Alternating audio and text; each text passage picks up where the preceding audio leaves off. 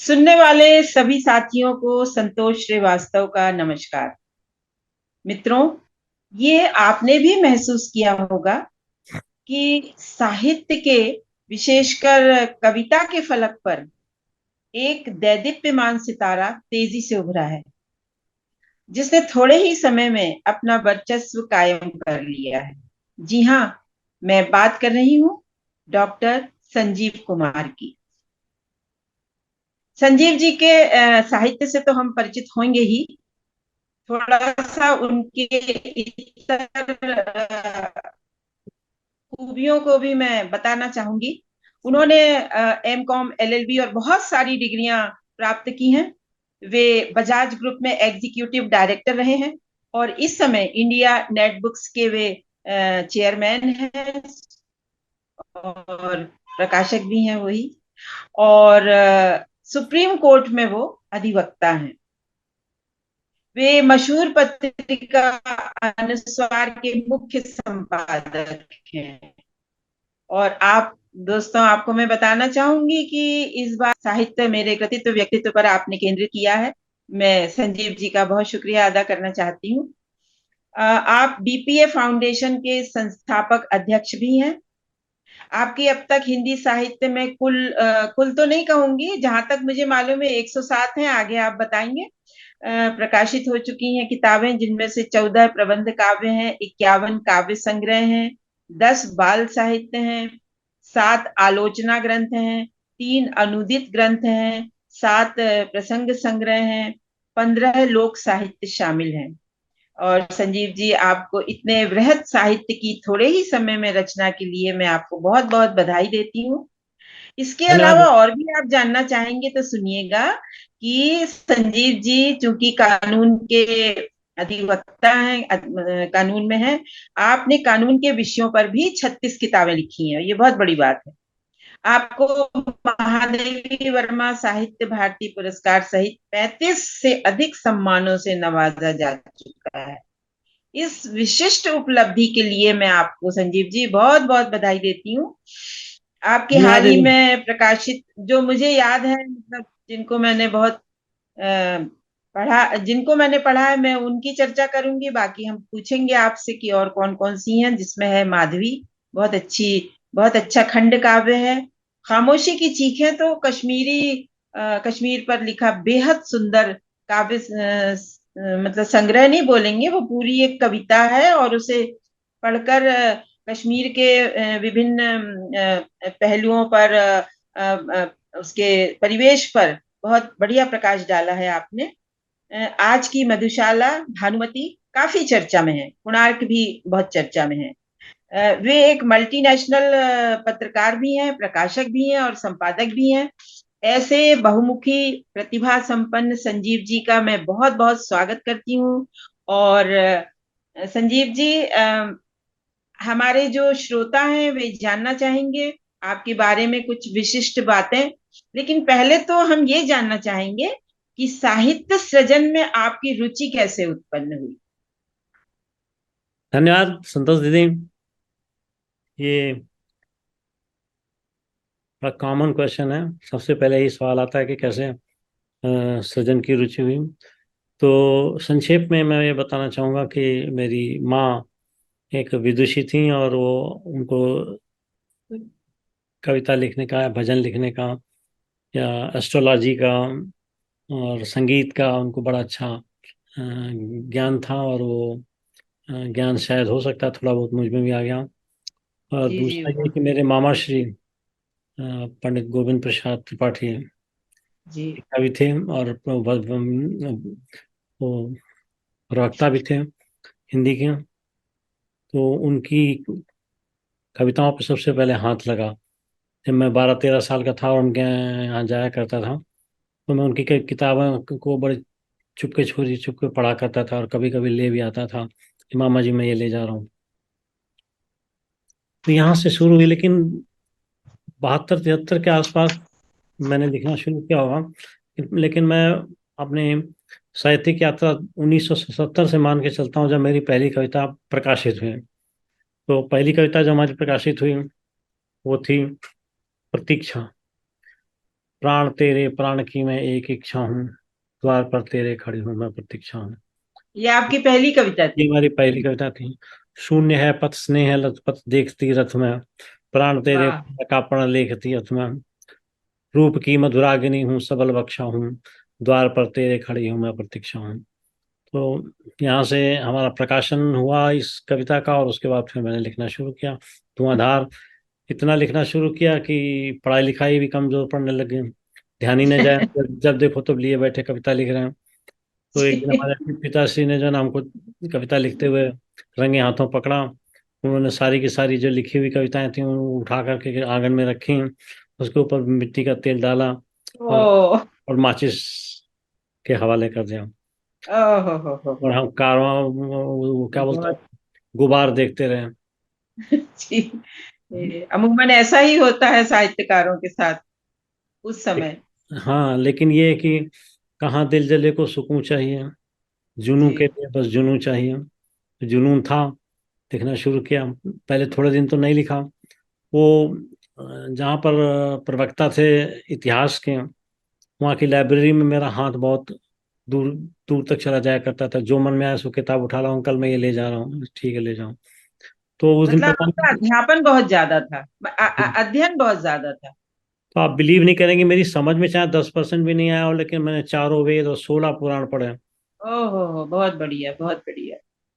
5 उपनिषद पढ़े, श्रीमद् भगवत गीता पढ़ी, रामायण पढ़ी, वाल्मीकि रामायण पढ़ी, ये हम्म। सब ब्ला ब्ला ब्ला जो भी मेरे समझ में आया वो पढ़ा। और फिर हमने कहा ये तो पुरानी चीज़ों का समझ में आ गया, अब नई चीज़ों की तरफ बढ़ें। तो महादेव वर्मा जी, फिर जयशंकर प्रसाद जी, सूर्यकांत त्रिपाठी निराला जी, आपके सुमित्रानंदन पंत जी, सारे छायावादी कवियों को खंगाल खंगाल के मैंने पढ़ा। और रिजल्ट ये होगा वाह। कि मेरी कविताएं सब छायावादी हो गई। तो बहुत बढ़िया। जो लेकिन इतना आपका जो अध्ययन रहा है, और तो आप किसी एक साहित्यकार से तो आपको प्रेरणा मिली होगी लिखने की। देखिए, अगर साहित्यकार का नाम लें तो मुझे सबसे ज़्यादा पसंद थी महादेवी वर्मा जी। और हमने जो गीत लिखे हैं उनमें महादेवी जी की छाप स्पष्ट देखी जा सकती है। और दूसरा जयशंकर प्रसाद, और तीसरा सुमित्रानंदन पंत, इन तीनों की जो त्रयी कहलाती थी, इस त्रयी ने जी। हमारे ऊपर बहुत जबरदस्त प्रभाव डाला। और यहाँ तक कि हम्म। हमने एक क्लिष्ट महाकाव्य जिसका नाम लोकायतन था वो तक पढ़ा। हाँ हाँ हाँ। भले मैं हम्म उस हम्म जमाने में मेरी समझ में 20% भी नहीं आया, लेकिन लोकायतन मैंने पढ़ा है, इतना मैं कह सकता हूँ। तो इस त्रयी का हम्म। प्रभाव मेरे ऊपर रहा। जैसे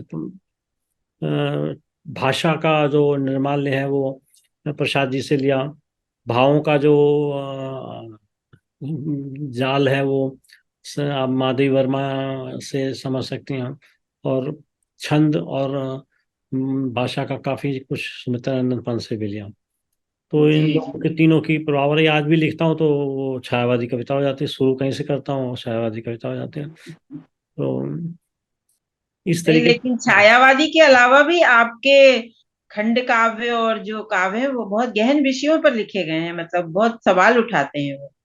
नहीं, अगर जी। अगर हम सपाट कविता करेंगे तो उस सपाट सपाट कविता में तो एक वर्णनात्मक स्थिति ही होगी, और उससे कुछ हाथ आने वाली चीज नहीं है। फिर हम क्या लिख रहे हैं, वो तो पहले ही लिखा जा चुका है ज्यादातर जी। लोगों के बारे में, चाहे कम लिखा गया है ज्यादा लिखा गया।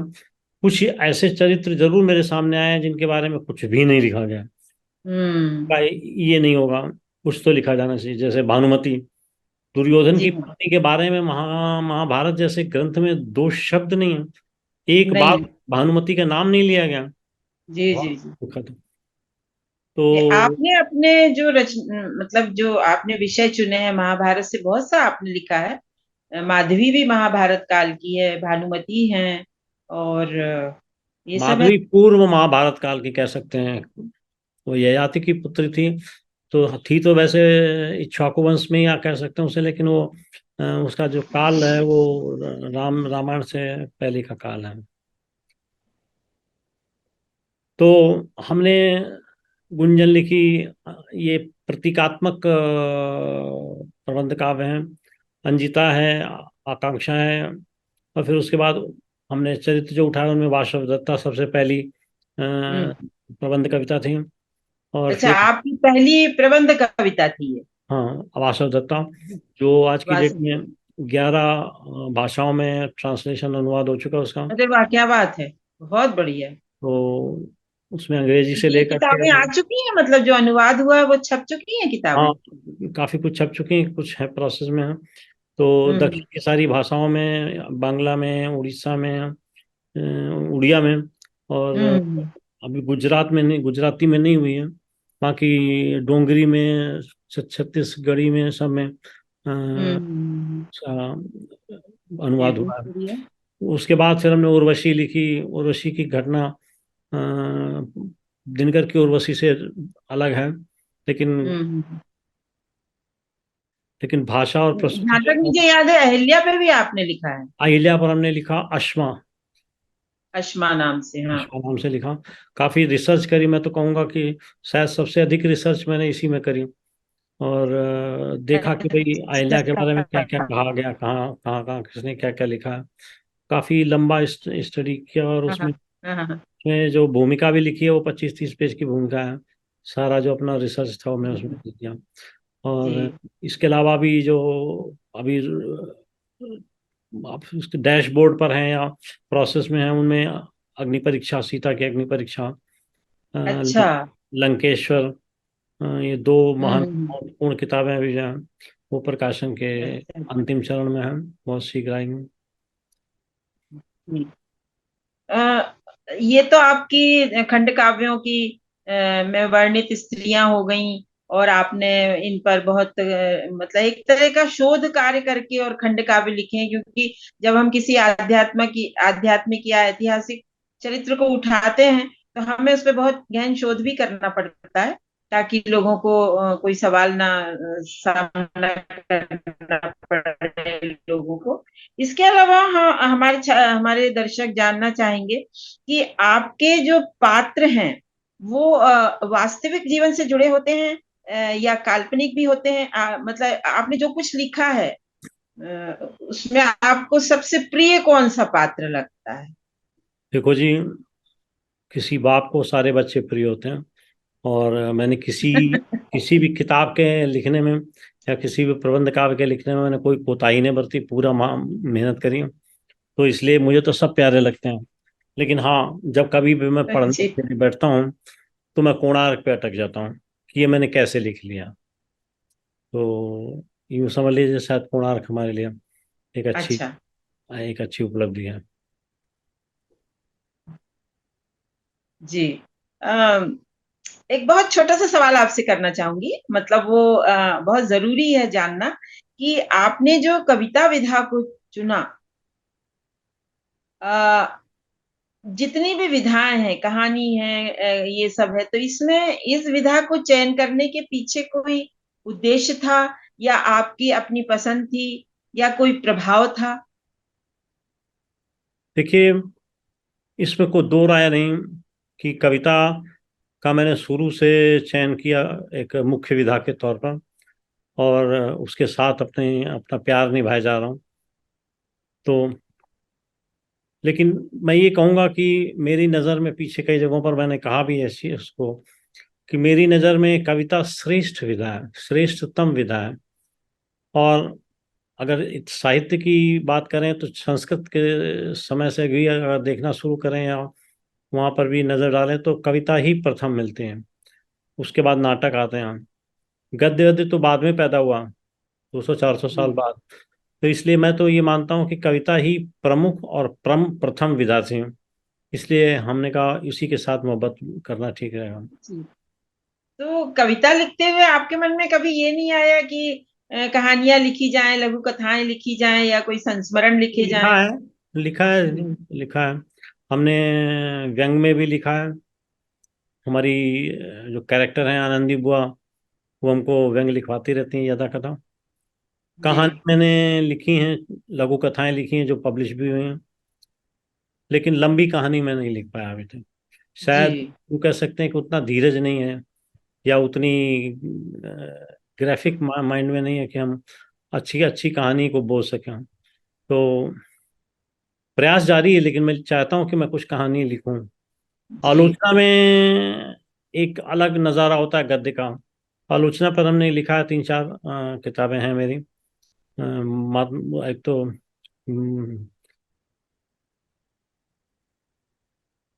अज्ञे पर लिखा है अच्छा, मैंने, तो मुक्ति को। आलोचना आपने मतलब अपने ही साहित्य। जी। जी हाँ, और बताएं। महावीर वर्मा पे लिखा है, 3-4 लोगों पर लिखा। हम्म, जी। जैसे कि आपने कहा कि अ, बहुत कहानी लंबी कहानी नहीं लिखी, उसके लिए बहुत वो करना पड़ता है, लेकिन आपने इतने बड़े बड़े खंडकाव्य कैसे लिख लिए? फिर वहां भी तो आपको बहुत सोचना पड़ता होगा। नहीं, ये आपका प्रश्न बहुत अच्छा है, अब इसका जवाब मैं देना चाहूंगा इस तरीके से कि ये आप सच कह रहे हैं कि मैंने कहानी तो लिखी है, गद्य कथा की जगह पद्य कथा लिखी हमने, काव्य कथा लिखी। कि प्रबंध काव्यों में जो कहानी है पिरोई गई है, अच्छा। वो है तो कहानी ही, लेकिन उसको लिखने का जो शैली है वो पद्य में है, तो उसी को कह सकते हैं कि कहानी लिखी मैंने। लेकिन प्रयास कर रहा हूँ कि कुछ एक जी, आदि अच्छी चीजें लिख सकूं। मतलब पद्य से ही आप ज्यादा अपने। जी। पद से ही ज्यादा जी। इश्क रहा। और दूसरी चीज आप क्या है, इतना फ्लो है मेरे को अभी कविता लिखने में कि मैं कह नहीं सकता हूँ।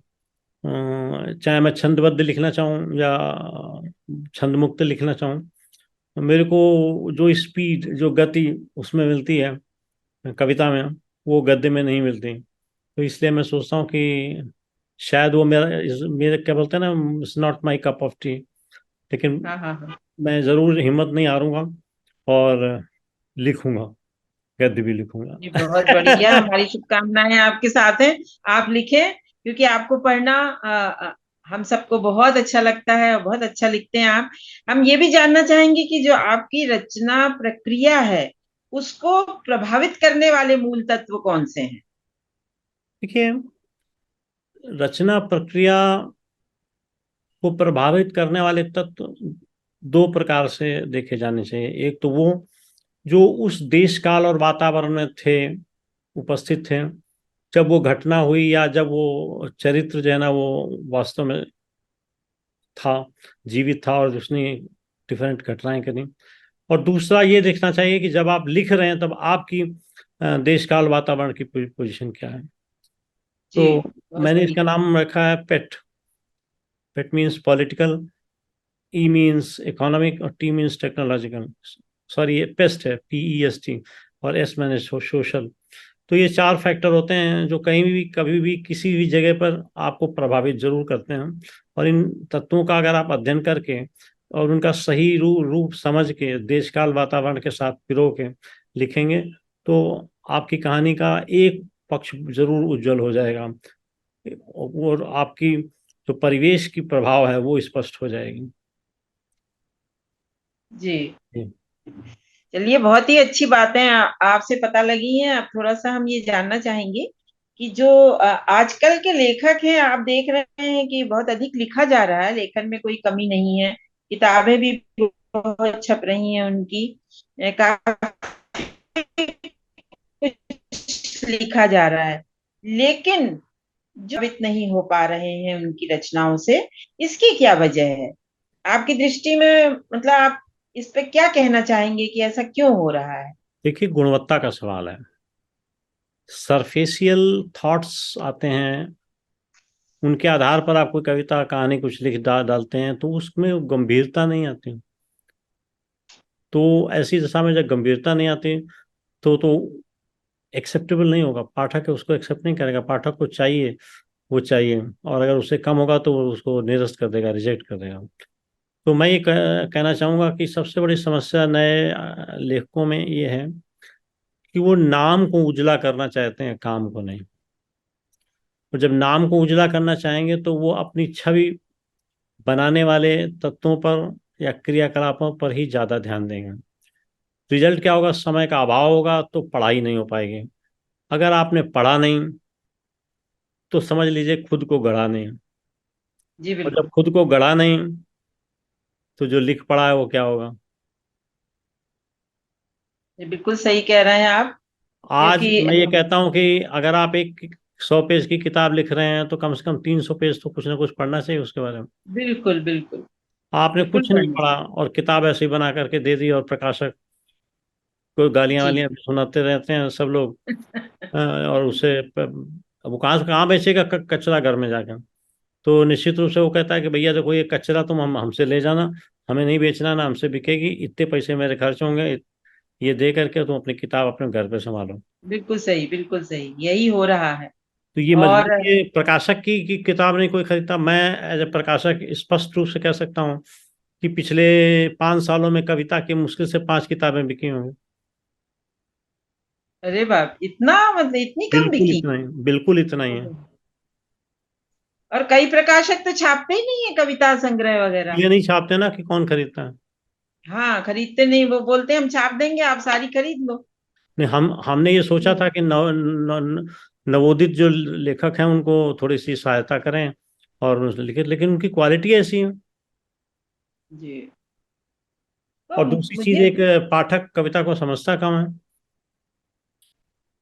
तो मुझे ऐसा इसलिए लगता है कि जो आज के कवि हैं, लेखक हैं, उनमें धैर्य बहुत कम है। और जैसा खैर, कि आपने भी कहा कि 300 पेज पढ़ो तब 100 पेज लिखो, ऐसे ही गालिब ने भी कहा था कि 100 शेर पढ़ो तब एक गजल लिखो। तो जो पढ़ने का जो वो मतलब समय उनके पास ज्यादा है, और यही वजह, और दूसरे किसी से राय भी नहीं लेते हैं, अगर कुछ लिख लेते हैं तो राय भी नहीं लेते हैं। तो और इसीलिए। वो मत लो, जी। निर्वासनो निरालंबो स्वच्छंदो मुक्त बंधना रहे, आप कोई दिक्कत की बात नहीं है। लेकिन खुद को हाँ, कम से कम तैयार करें उस बात के लिए जो आप लिखने हाँ, जा रहे हैं। बिल्कुल बिल्कुल। आज और अगर मैं आपको बड़ी ऑनेस्टली कहूँ, मुझे कहना अच्छा नहीं लगता, क्यों वैसे लेखक हूँ मैं, तो हो सकता है मैंने भी कचरा लिखा होगा, ऐसा कुछ नहीं है कि हमने जो लिखे हैं शब्द सब बराबर हैं। लेकिन ये मैं कह सकता हूँ एक स्केल पर कि 80% के आसपास का जो साहित्य लिखा जा रहा है उसे साहित्य का नाम ही नहीं दिया जा सकता। बिल्कुल सही कह रहे हैं आप, बिल्कुल सही। और इतना अधिक लिखा जा रहा है, इतनी अधिक तादाद में लिखा जा रहा है कि संभालना मुश्किल हो रहा है। तो संभालने की कोई दिक्कत नहीं सर, प्रकाशकों के पास में जिगर भी है और हिम्मत भी है। जी, वो लेकिन संभाल लेखक के संभाल तो पास लेते नहीं हैं। है। नहीं, लेखक देखिए, आप प्रकाशक को कुछ भी कहें, लेकिन वो क्यों आपकी किताब छापे? जी। दो बातें बताइए, क्यों छापे आपकी किताब? किताब इसलिए मुझे ऐसा लगता है कि लेखक और प्रकाशक का बड़ा गहरा नाता है। जब प्रकाशक ने यह कार्य उठाया है कि वह किताबें छापेगा और उसको एक साहित्य के बाजार में लाएगा, तो लेखक इसी उम्मीद से उससे किताब छपाते हैं। नहीं, प्रकाशक अपना व्यवसाय करने के लिए आया, और व्यवसाय में उसने प्रकाशन को अपना व्यवसाय चुना है। हम्म। अब उसे उसमें लाभ कम हो या ज्यादा हो, लेकिन बिना लाभ के वो क्यों करे? सही बात है। आप लेखक के तौर पर जब किताब लिखते हो, तो आपको सबसे पहली खुशी मिलती है जिस दिन आप पेन से आखिरी अक्षर लिखते हो, लिख गया, तब आप जी। नाचते हो, डांस करते हो। तो पहला सुख आपको वहां मिल गया। दूसरा सुख हो गया जब वो टाइप होकर के आ गई, कि अब तो प्रिंट में जाएगी। तीसरा वो जब आपने किसी प्रकाशक को भेजा और उसने हाँ कर दी, तब आपको खुशी मिली। फिर किताब का प्रूफ बन के आया, कवर पेज बन के आया, आपने पूरा दिमाग कवर पेज पे लगा दिया, उसका आनंद प्राप्त किया। फिर उसके बाद में किताब छप गई, तो उसका आनंद प्राप्त किया, फेसबुक पर फटाफट फोटो खींच के डाला। फिर उसके बाद उसको क्या बोलते हैं, लोकार्पण करने के टाइम पर आपको मजा आ गया, 5-6 लोग आपकी किताब पकड़े खड़े थे, बड़ा अच्छा लगा। तो लेखक को तब फायदा हुआ। फिर उसके बाद में लेखक की समीक्षा छपी या छपवाई, कह लोगों से, व्हाट एवर इट इज। तो तब आपको समीक्षा छपी, तो आप तुरंत फेसबुक पे डालें, आनंद प्राप्त हुआ। फिर उसके बाद में किताब की पहली प्रति बिकी, तो भी आनंद को प्राप्त हुआ। ठीक है ना? लोगों को बांटा किताब फ्री में, तो उसके लिए भी हुआ। और उसके बाद में प्रकाशक ने अगर खुदा न खास्ता आपको बांटने के लिए 5-10 कापियां फ्री दे दी, तो आप और आनंदित हो गए। फिर उसके जी, बाद किताब के ऊपर अगर कोई पुरस्कार मिल गया, तो बोले कहने क्या, झंडा ऊंचा रहे हमारा। बार जी, बार जी। अपने बायोडाटा में जिक्र करते हैं सब लोग, हम सब करते हैं, किसी एक के लिए बात नहीं है। तो हम्म। फिर आनंद प्राप्त हुआ। और अगर उस पुरस्कार के साथ एक लिफाफा भी हुआ तो फिर तो आनंद ही आनंद प्राप्त हुआ। क्या बात है। अब आप मुझे ये बताइए, इस पूरे प्रोसेस में प्रकाशक को क्या मिला? जी। इस अब पूरे आपने तो प्रकाशक की पीड़ा का बहुत अच्छे से बयान कर दिया है, और लेखक को समझना भी चाहिए कि प्रकाशक किस प्रक्रिया से गुजरते हुए उसकी किताब छापता है। क्या क्या आपको नहीं लगता कि ये जो डिजिटल युग है, इसमें जो ई बुक बन रही हैं और ये हो रहा है, लोग तेजी से वो कर रहे हैं, तो इसमें साहित्य का जो भविष्य है, अ, आपको कैसा नजर आता है? साहित्य का भविष्य बड़ा उज्जवल है। लोग खूब नहीं, लिखेंगे। मैं डिजिटल युग की बात कर रही हूँ। डिजिटल युग में पाठक को ढूंढने नहीं जाना कहीं। उसने तो अमेजोन में जाना है, वहां मिल जाएगा उसको। प्रीमियम मेंबर बनेगा तो वो मुफ्त में ई बुक्स भी पढ़ लेगा। तो उसके लिए कोई प्रॉब्लम नहीं है। पाठक के लिए कोई भी किताब खरीदना पहले की तुलना में बड़ा आसान हो गया। पहले तो यही नहीं पता चलता था कि किस प्रकाशक ने किया और उस प्रकाशक को कैसे ढूंढे। अब तो ये सब काम नहीं, आसान ये हो गए। तो ये तो अमेजोन और किंडल में जो किताबें डाली जाती हैं प्रकाशकों के द्वारा, उनकी बात हो गई। और जो विभिन्न ऐप बने हुए हैं जिसमें लेखक अपनी किताबें प्रकाशित करते हैं, धारावाहिक रूप से प्रकाशित करवाते हैं उनके, वो सब बनते हैं, तो इससे किताबों की बिक्री में तो बहुत फर्क आया है। नहीं, फर्क आया मेरे हिसाब आप क्या से। सोचते हैं? मेरे हिसाब से किताबों की बिक्री बढ़ी है। फर्क ये हो गया कि कुछ प्रकार की पुस्तकों की जो आवश्यकता है लोगों को नहीं होती, इसलिए उनकी बिक्री नहीं बढ़ी। लेकिन बढ़ी। और दूसरी चीज क्या है, अमेजोन अकेले को ले लो तो दुनिया के 70% पुस्तक बाजार के ऊपर उसका कब्जा है। जी। तो वो तो आपकी किताब को दुनिया के किसी कोने में ले जाके बेच देता है। कोई पूछने वाला चाहिए। जी। अभी जी। हमारा हमारा बेटा आया था, तो वापसी जा रहा था। तो उसकी फ्लाइट में कुछ खराबी आ गई, तो फ्रैंकफर्ट पे होल्ड कर दिया फ्लाइट को। तो देन ही वाज इन, वो बोलते हैं ना बिजनेस लाउंज जो होता है, बिजनेस हाँ, लाउंज। हाँ। तो वहां पर उसने दो लोगों को हमारी लिखी हुई भारत की लोक कथाएं किताब पढ़ते देखा। एक जनाब बताल पच्चीसी पढ़ रहे थे, और एक जनाब सिंहासन बत्तीसी पढ़ रहे थे। वाह। तो उसने तुरंत फोटो खींची, बोला भाई कैसे क्या। तो फिर उसके बाद उसने बताया कि ये तो मेरे पिताश्री हैं जो प्रस्तुत करता है। तो बातचीत हुई। हमारी इंडिया नेट बुक्स की इकलौती हिंदी की किताबें आपको एयरपोर्ट्स पे मिल जाएंगी। क्या बात। दिल्ली में, कलकत्ता में, हैदराबाद में और बेंगलोर में। जी। तो मुझे अच्छा लगा सुन के कि चलो, मेरी कोई किताब पढ़ रहा था, उससे फोटो वोटो भेजी। फिर उसके बाद जी। उनसे बात कराई, उन पाठकों से। तो मेरा कहने का मतलब ये हुआ कि आपकी किताब अगर अच्छी है, सही कंटेंट है, सही प्रकाशक के पास छपी हुई है, तो निश्चित रूप से उसका फायदा होगा, और उसकी बिक्री होगी, कम हो या ज़्यादा जी। हो। हमारी एक किताब है, rapid rise in China. Rapid rise of China, उसके चाइना के अर्थव्यवस्था के ऊपर एक खामोश टिप्पणी है। छोटी सी किताब है, 100 पन्ने की भी नहीं है। धनाधन बिक रही है, धनाधन बिक रही है। लेकिन इसके साथ क्या है, लेखक का उस किताब के साथ लगाव है। हम्म। आप अपने सर्किल को बेहतर जानते हो, हम नहीं जानते। तो आपकी किताब को अगर आपके सर्किल में फ्लोट करना हो तो कैसे हो सकती है? तो वो तभी हो सकती है जब लेखक होते हुए आप प्रकाशक के साथ मिलकर के योजना बनाओ कि इसको हम किस तरीके से अपने सर्किल में भेजें। जी।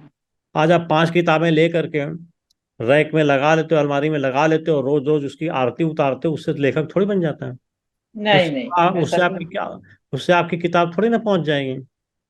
कोई बेटा होता है, बेटी होती है, तो उसको तैयार करने में आपके 25 साल का समय लगता है, और जी। 25,000 रुपये खर्च होते हैं। आप अपनी किताब जो जो मानस पुत्र या मानस पुत्री कह सकते हो, उसके लिए कुछ नहीं कर सकते हैं, तो क्यों लिखते हो? जी, बढ़िया सवाल है आपके, बहुत बढ़िया। मुझे ऐसा याद पड़ रहा है कि जब मेरी और मैं पहली बार हमारी फोन पे बात हुई तो आप अमेरिका में थे। तो अ- अमेरिका में रहते हुए आपने हिंदी के लिए क्या कार्य किए? मैं ये भी जानना चाहूंगी, हमारे दर्शक ये भी जानना चाहेंगे कि प्रवासी हिंदी साहित्य की जो समृद्धि है उसको लेकर आपके क्या विचार हैं, उसमें आपका क्या योगदान है, ये भी जानना चाहेंगे दो हम। बातें हैं। सबसे पहले तो मैं ये कहना चाहूंगा कि प्रवासी साहित्य का मतलब क्या होता है। ये परिभाषा अभी तक बनाई नहीं गई है। मेरे समझ में प्रवासी साहित्य वो होता है जो आप किसी दूसरे स्थान पर रहते हुए वहाँ के आसपास की PEST को समझते हुए आप लिखते हो। आप इंग्लैंड में रह करके भारत मेरा प्यारा देश लिखोगे तो मैं उसे प्रवासी साहित्य नहीं समझता। पहली बात तो ये कहना चाहूंगा। दूसरी चीज ये कहना चाहूंगा कि जितने सौहार्द के साथ, जितने डिवोशन के साथ, जितनी मेहनत के साथ और जितने डेडिकेशन के साथ प्रवासी भारतीय लिख रहे हैं, क्या लिख रहे हैं वो एक अलग इशू है। जी परिभाषा क्या हो वो एक अलग इशू है, लेकिन वो जो लिख रहे हैं और अच्छा लिख रहे हैं उसको हमने देखा। हमने उनकी परेशानियों को भी देखा और उसके परिणाम स्वरूप हमने इंडिया नेटबुक्स LLC नाम की कंपनी की स्थापना अमेरिका में, बहुत बढ़िया। जो जी बाहर जी के लेखकों की पुस्तकें पब्लिश करती है। तो हम साल में तीनों बच्चे मेरे बाहर हैं, तो हमारा काफ़ी समय गुजरता है वहीं पर।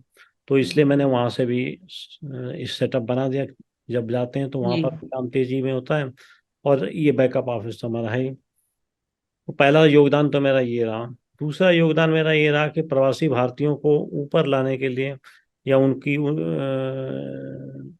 प्रस्तुति के लिए हमने कुछ योजनाएं चलाई। जिसमें से पहली योजना थी काव्य संकलन, दूसरी योजना थी लघु कथा कथा संकलन। इस तरीके से मैंने कोशिश की कि जो प्रवासी भारतीय हैं उनके द्वारा लिखित विभिन्न विधाओं में जो लिखित है उसको एक जगह पर संकलित करके प्रस्तुत किया जाए, ताकि उनकी चीज लोगों तक पहुंचे।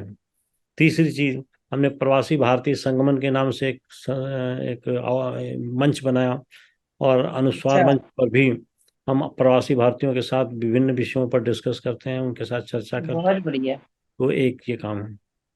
तीसरा, प्रवासी भारतीयों को भी हमने के बच्चों को भी हमने पकड़ा है लिखते हुए, और उन बच्चों के द्वारा लिखी गई जो रचनाएं हैं वो हमने प्रकाशित की हैं। जबकि लोग तो कह सोच ही नहीं सकते कि 6 साल का बच्चा भी लिख सकता है क्या। तो अच्छा अच्छा। मेरा सबसे छोटा जो रचनाकार है वो 6 वर्ष का है। और अरे सबसे क्या बात है, बहुत बढ़िया। हाँ, और सबसे वयोवृद्ध जो हमारे रचनाकार हैं वो 100वां वर्ष पूरा कर रहे हैं, डॉक्टर रामदर्श मिश्रा। तो हमने हाँ ये हाँ। ये और व्यवस्था आगे बढ़ाए। और एक योजना मैंने घोषित की है अनुदित साहित्य के ऊपर, जो हम ग्रांट देते हैं। अगर कोई जी। अच्छे साहित्य को अनुवाद करके प्रस्तुत करता है हमारे पास, और वो हम हमारी कमेटी उसको उपयुक्त मानती है, तो वो फ्री ऑफ कास्ट हम करते हैं। चौथी अच्छा। चीज, हाँ, और एक चीज ये भी है कि हमने विभिन्न विधाओं में पुरस्कार या सम्मान किए हैं। और उसमें विशेष करके हमने प्रवासी और निवासी दोनों के बीच में कोई अंतर नहीं रखा है। लेकिन जी। एक स्पेशल पुरस्कार प्रवासी भारतीयों के लिए प्रवासी साहित्य रत्न पुरस्कार के तौर पर हमने इंस्टीट्यूट किया है, जो कि हम मार्च में देते हैं। इस बार भी दिया। हम्म, जी इस जी। बार ये पुरस्कार 4 महिलाओं को दिया गया। ये बड़ी उल्लेखनीय चीज़ है। बहुत बढ़िया, ये तो बहुत अच्छी बात और ये मैं कह सकता हूँ कि महिलाओं के प्रति हमारे यहाँ संस्थान में विशेष है। जी। प्राथमिकता दी जाती है उनके कामों के लिए। और अच्छा हुआ है।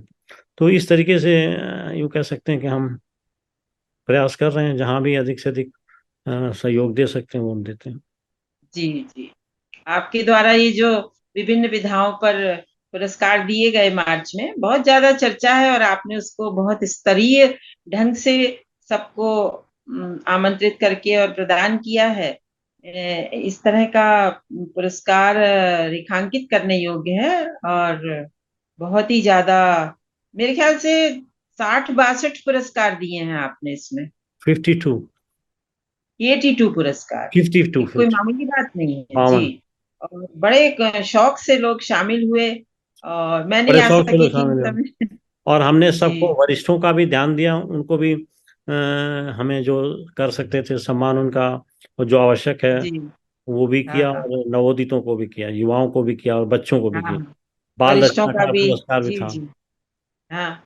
बहुत ज्यादा चर्चा में आया ये आपके द्वारा प्रदान किए गया जो ये जो पुरस्कार समारोह है, बहुत ज्यादा चर्चित हुआ है। और सभी लोग जो उसमें शामिल हुए हैं, कई कई शहरों से जो आए हैं, वे भी बड़ी खुशी खुशी शामिल हुए हैं। हाँ, और विदेशी भी थे, जी। प्रवासी भी थे। हाँ, तो प्रवासी भी थे। उनमें से कई लोग तो आए, एक अबू धाबी से आए, एक नेपाल से जी। भी आए, और बहुत बढ़िया। कैलिफोर्निया से, ऐसे करके जी। कई जगहों से, विदेश विदेश से भी लोग आए। हम्म। जी, बहुत बढ़िया। तो ये जो आप साहित्य मतलब लेखन के इतर कार्य करते हैं, उसमें और भी आपकी अभिरुचियां होंगी, और भी कार्यों के प्रति, उनको भी हम जानना चाहेंगे। कार्यों के तो मत पूछिए, हमें खुद ही नहीं पता चलता कई बार कि हाथ है ना, किसी रस्सी को पकड़ा जाए तो किधर से या शुरू कहाँ से किया जाए। लेकिन ये है जी। कि जो भी चीज़ सामने आती है, और उपयोगिता के अनुसार उसके ऊपर निर्णय लेकर के, प्राथमिकता का निर्णय लेकर के हम अपने कार्य संपादन करने का प्रयास करते हैं। जी। और जब भी मेरी इच्छा हो या जब भी मन करे तो मैं लिखने का काम करता हूँ। ये आवश्यक नहीं है कि वो दिन में हो, कि रात में हो, कि सवेरे हो, कि ब्रह्म मुहूर्त में हो। तो हमें तो जब नींद खुल जाती है, जब मन आ जाता है कि चलो कुछ लिखें, तो हम लिखना शुरू मतलब कर। लेखन की कोई समय सीमा नहीं है। कोई समस्या नहीं। और जी। कई बार लेखन ऐसे किया है कि सवेरे चाय पर बैठे और रात को डिनर के साथ किताब खत्म। हेलो। वाह। क्या बात है। वासव दत्ता इसीलिए चाय चाय आपके पर जो शुरू, अ, चाय पर वासव दत्ता शुरू हुई थी और डिनर के साथ समाप्त।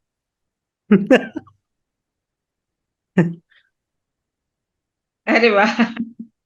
रचना करते समय हमेशा बहुत मन खुश हो जाता है, सचमुच।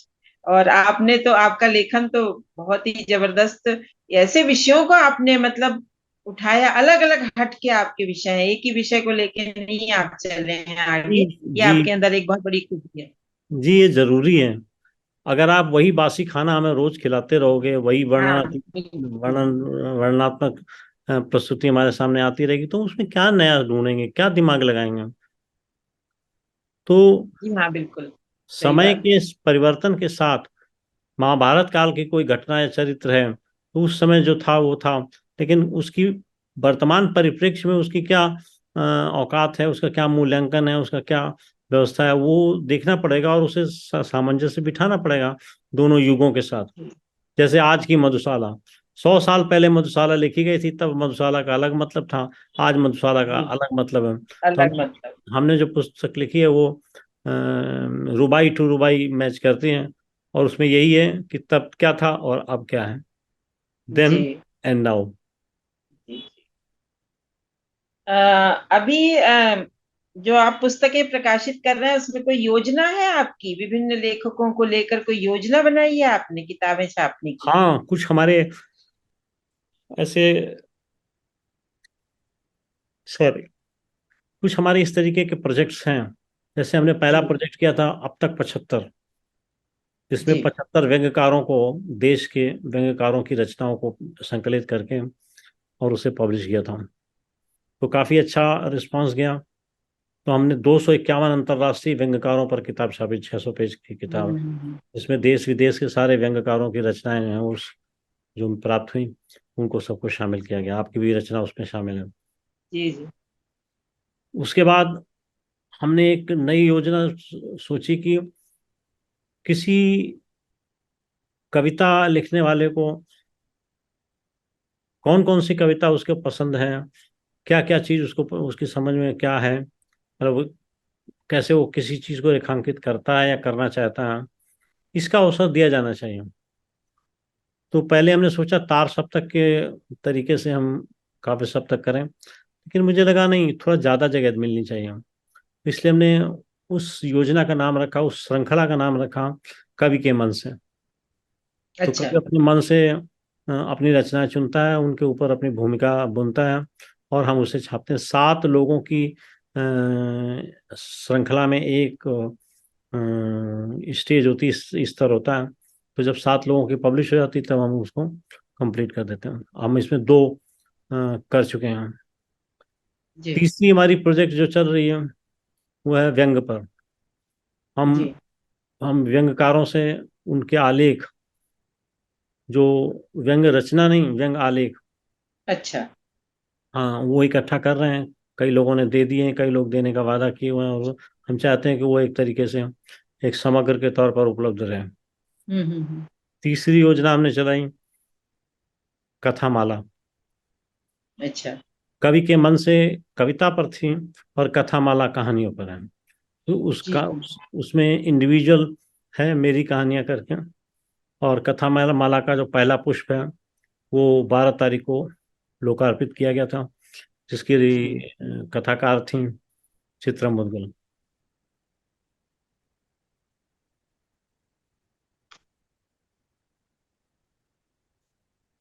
जिसकी कथाकार थी चित्रा। कथामाला के कितने खंड हैं?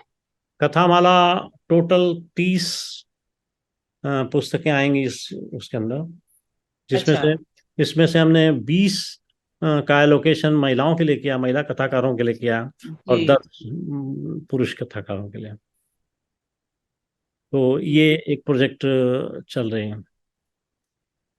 इसके अलावा बहुत सारी ऐसी चीज़ें आती रहती हैं जो जी। नई बहुत होती हैं, बढ़िया। जिनको लोग नहीं पब्लिश करना चाहते हैं। जैसे हमने कुछ जाने माने लोगों की रचनाओं को पब्लिश करने का किया। जैसे हमने भारतीय कथा साहित्य के ऊपर काम किया। अब तक उसमें 15 किताबें हम्म छप चुकी हैं। विश्व के हम्म। लोक कथाओं पर भी हमने काम किया, जिसकी करीब 5 किताबें छप चुकी हैं, 10 आएंगी टोटल। तो ये इस तरीके के और भी प्रोजेक्ट हम करते रहते हैं। हम्म। बाल कथाओं पर काम किया। अभी हमने 10 दिनों के अंदर 60 किताबें पब्लिश की हैं बच्चों की, 60 बुक्स इन 10 डेज। ओहो, क्या बात है! 10 दिन इन में?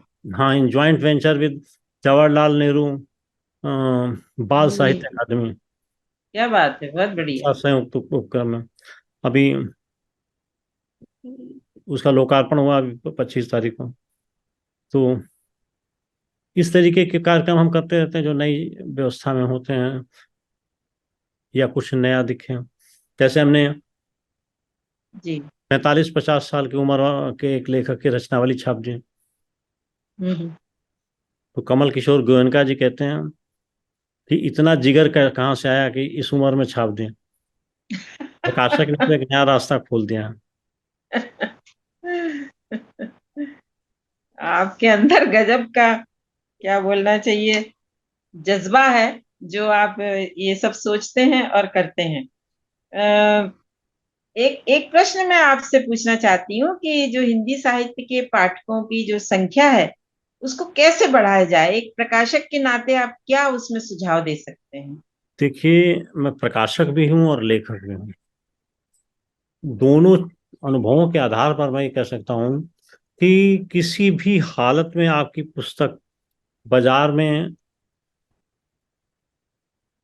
वो ऊंचाई नहीं पा सकती जो इंग्लिश की पुस्तकें बाहर पाती हैं।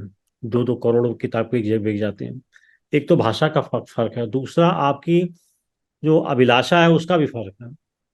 भाषा का फर्क तो एक हो गया, अभिलाषा का फर्क है। अगर प्रकाशक और लेखक मिलकर काम करें तो किताबों की संख्या में मल्टीप्लिकेशन हो सकता है सेल में। आप 5 किताबें मेरे से लेते हो, अलमारी में लगा के अच्छा। रख लेते हो, पड़ोसी को पता नहीं होता कि भाई साहब ने किताब लिखी।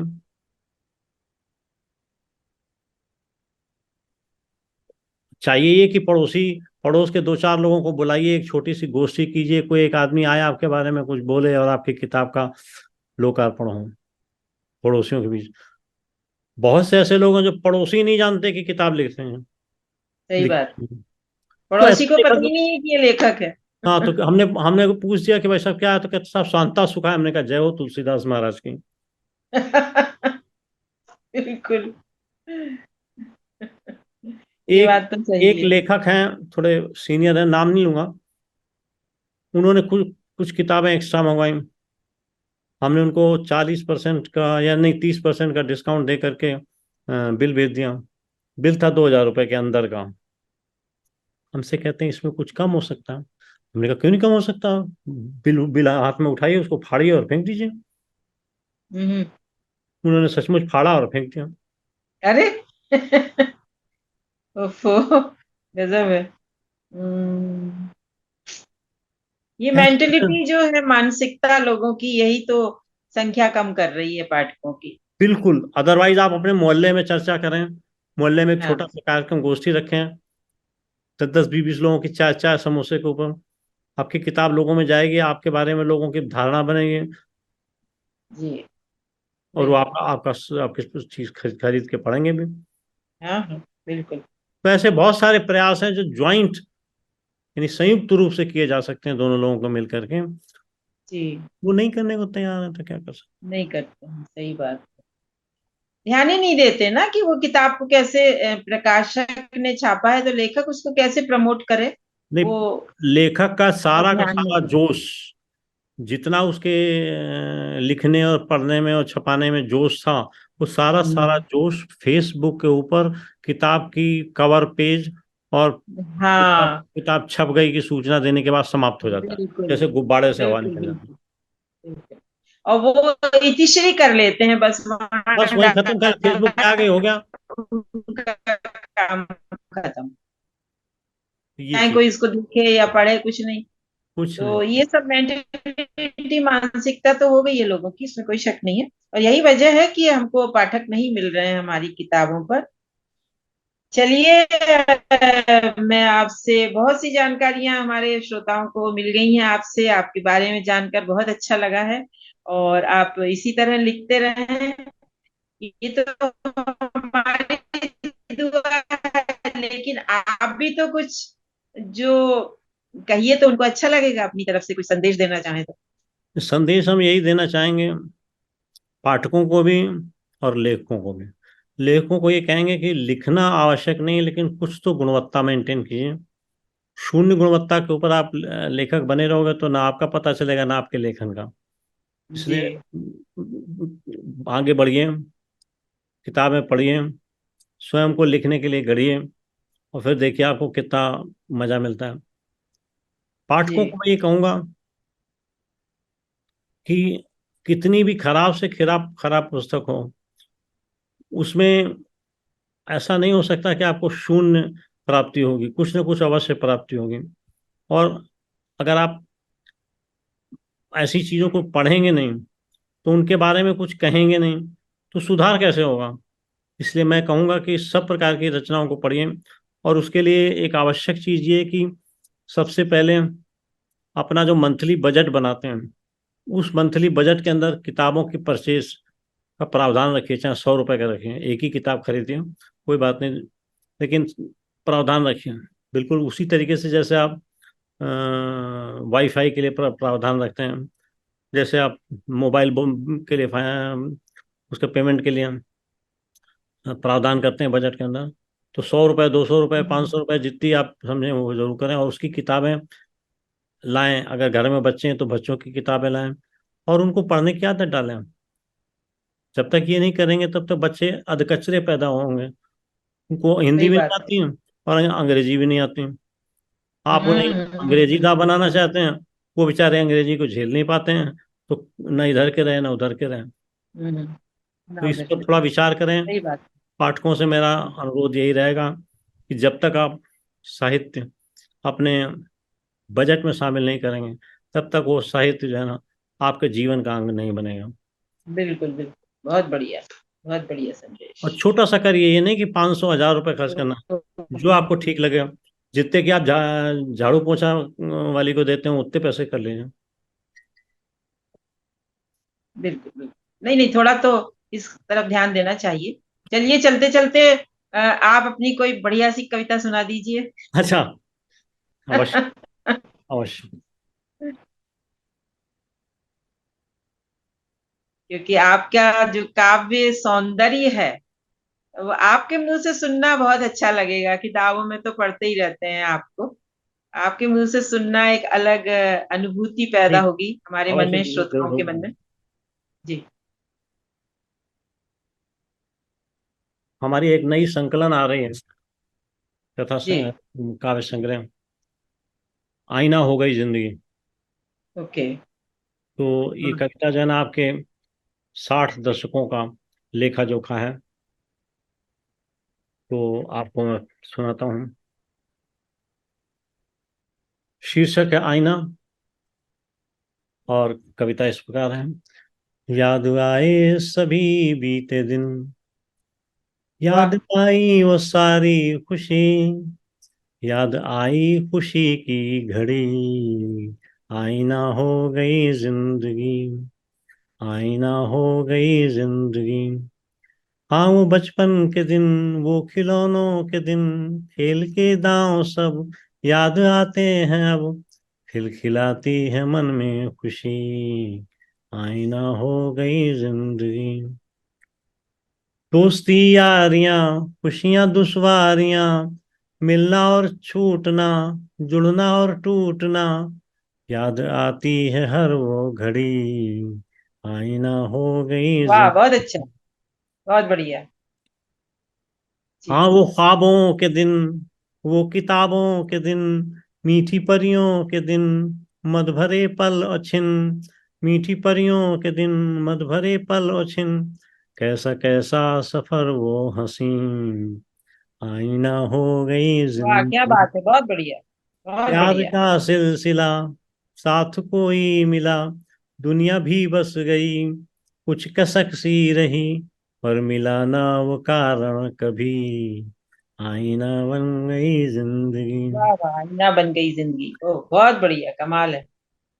कारवां चल पड़ा, पूरी गृहस्थी, सब जी। जहां चल पड़ा, मैं भी चलता रहा, सब निकलता रहा, रुक गई फिर भी क्यों बंदगी, रुक गई फिर भी क्यों बंदगी, आईना हो गई वाह वाह वाह, दिल में सबकी बहुत बढ़िया। खुशी। एक ही ऑब्जेक्टिव होता वाह है। वाह, बहुत बढ़िया। दिल में सबकी खुशी हो तसल्ली भली, पर झूठे सब मायरे, अध खुले दायरे, कोई दिल से न पूछा कभी, आईना हो गई ना हो जिंदगी। गई जिंदगी क्या बात है। आप कहाँ से इतना पैसा लाके कैसे कमाते हो, क्या करते हो, ये कोई नहीं पूछता। जी, सही बात है।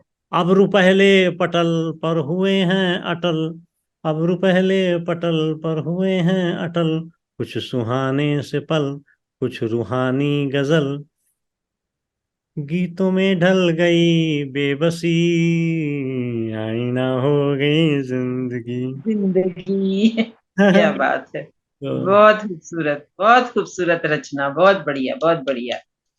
तो बहुत बहुत धन्यवाद संजीव जी आपका। हम ईश्वर से प्रार्थना करेंगे कि आपके अंदर वो जज्बा जगाए रखे कि आप जल्दी जल्दी, तो नहीं कहूंगी, क्योंकि क्योंकि एक कविता लिखना या कोई भी साहित्य का सृजन करना बहुत ज्यादा कठिन है। हमको अपने दिल से लहू निकालना पड़ता है, उसमें कलम डुबोनी पड़ती है, तब हम सृजन करते हैं। तो हाँ इसलिए जो भी आप लिखें, पाठकों के मन तक पहुंचे, और पहुंच रहा है, और आप की ऊर्जा बनी रहे, आपकी आपका जज्बा बना रहे, और आपको मैं इसी तरह बार बार आपका साक्षात्कार लेती रहूं तो बार बार आपको आपसे मिलती रहूं। तो आपको ये बताना चाहूंगा कि 2023 की जो शुरुआत है उसमें सीता की अग्नि परीक्षा और लंकेश्वर नामक प्रबंध काव्यों के अलावा हमने 20 जी। पुस्तकें बच्चों के लिए लिखी हैं। जी, 20 बहुत बुक्स बढ़िया। For the children. जी जी। चलिए, बहुत अच्छा, बहुत बहुत शुक्रिया आपका, बहुत धन्यवाद। बहुत बहुत धन्यवाद बुलाने के आपने लिए। इतना वक्त दिया। अरे वक्त तो साहित्यिक चर्चा के लिए, साहित्यिक कार्यों के लिए वक्त ही वक्त है, और वक्त तो निकाला जाता है, जी, अपने आप नहीं टपकता। बिल्कुल निकाला। तो सही हम बात, वक्त आ रही निकाला। हैं, आपने हमारा अच्छा सा साक्षात्कार लिया, और जी हम चाहेंगे कि आप और मिलते रहें, साक्षात्कार लेते रहें, जी, हमारी बिल्कुल। गतिविधियों के बारे में नाप तोल और मूल्यांकन होता रहे। बहुत बहुत धन्यवाद, बहुत बहुत आभार। जी।